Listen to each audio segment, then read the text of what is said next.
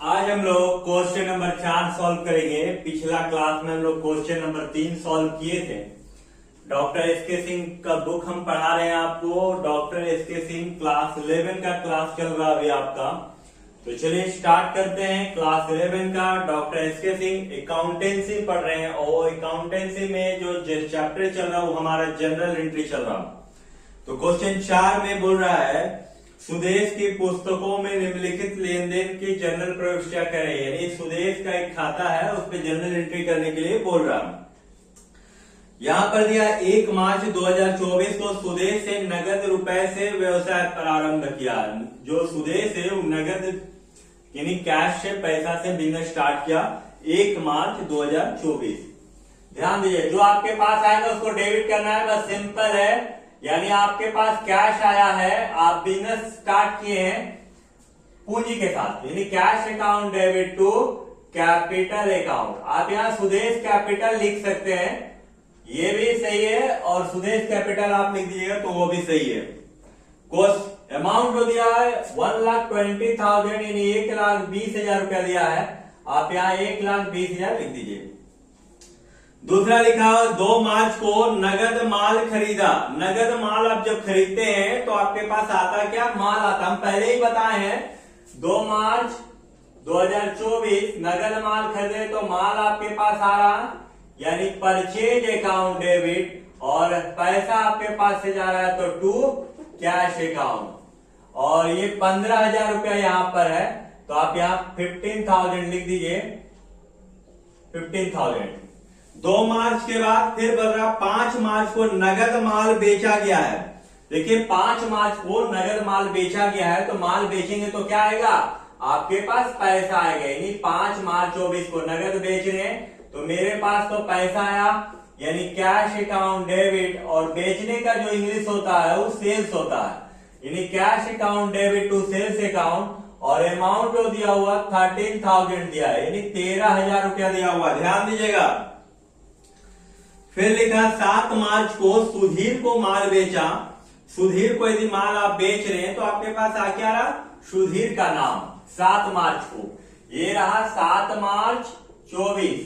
7 मार्च को सुधीर को माल बेच रहे हैं तो सुधीर अकाउंट डेबिट, और माल आपके पास से जा रहा तो टू सेल्स अकाउंट। यहां पर डेबिट कर देना है। जो अमाउंट है वो आपका 12,000 रुपया है तो यहां पर आपको 12,000 लिख देना है। 7 मार्च को एक और एंट्री है, बोल रहा विभूति को माल बेचा गया है 11,000 रुपया का। 7 मार्च ही है एंट्री। दूसरा पार्टी को माल बेचा गया विभूति, तो विभूति अकाउंट डेबिट, और माल जा रहा आपके पास बेचने का इंग्लिश, तो विभूति account debit to sales account. और जो अमाउंट दिया हुआ है ना वो 11,000 रुपया है, आप यहाँ 11,000 लिख दीजिए। उसके बाद फिर लिख रहा है हीरालाल से माल खरीदे हैं। 10 तारीख को हीरालाल से माल खरीदे हम लोग, तो माल खरीदे हैं तो मेरे पास क्या आ रहा, माल आ रहा 10 मार्च 24 को। तो खरीदने का इंग्लिश क्या होता है, परचेज होता है, यानी purchase account debit to Hiralal account. Hiralal account. और कितना का खरीदा गया है, तो 15,000 रुपया का माल खरीदा गया है। हीरालाल से 15,000 का माल खरीदा गया है। फिर लिखा 15 तारीख को स्टेशनरी के लिए दिए। देखिए किताब कॉपी या कलम या जो हिसाब पत्तर करने के लिए आप जो खरीदते हैं उसको स्टेशनरी कहा जाता है। और यानी एक स्टेशनरी यानी बुक स्टोर का सारा आइटम है। तो यहां पर जो खरीदा गया है वो आपका 1,100 रुपया का खरीदा गया है, तो हम लोग लिखेंगे 15 मार्च को। 15 मार्च को स्टेशनरी अकाउंट डेबिट, और आपके पास से जा रहा पैसा तो stationery account debit to cash account. और इसका जो बिल है वो आपका 1,100 रुपया का है, यानी 1,100 रुपया का स्टेशनरी खरीदा गया था। उसके बाद लिखा है पेड फॉर पोस्टेड स्टम्प, डाक टिकट खरीदा गया है 150 रुपया का। और ये डेट जो है वो 15 तारीख का ही है, यानी यहां पर हम लोग 15 मार्च 24 लिखेंगे। Postage and stump postage and stump account debit, और 2 में चला जाएगा पैसा यानी टू कैश अकाउंट, और अमाउंट जो दिया हुआ है ना वो 150 दिया हुआ है यानी 150 रुपया।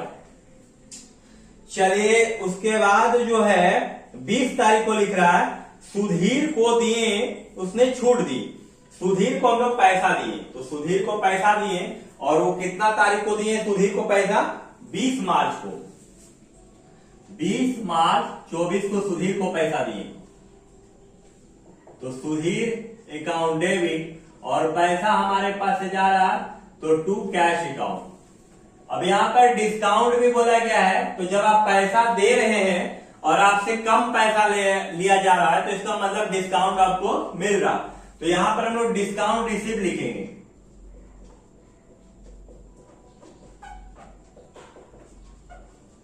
Discount receive account. 11 अमाउंट जो दिया हुआ है वो आपका ध्यान दीजिएगा, 11,900 रुपया दिया हुआ है सुधीर को, 11,900 और 1100 डिस्काउंट है, 11 12 13,000, यानी सुधीर को 13,000 देना था। चलिए यहां पर फिर लिखा मजदूरी का भुगतान किए, मजदूरी का भुगतान किए 25 तारीख को 1100 रुपया। तो देखिए जब मजदूरी का भुगतान किए हैं तो मजदूरी का नाम आएगा यानी वेजेज, तो वेजेज अकाउंट डेबिट, और 2 में क्या चला जाएगा कैश अकाउंट। ये जो है ये 25 मार्च 24 है और इसका जो अमाउंट दिया हुआ है ना वो 1100 रुपया है, 1100।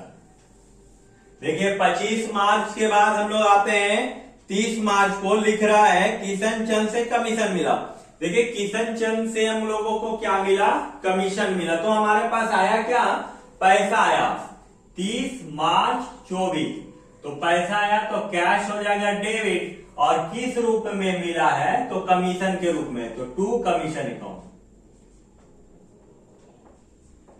Cash account debit to commission account. Amount जो दिया हुआ है ना वो 1250 रुपया है, 1250 यानी 1250।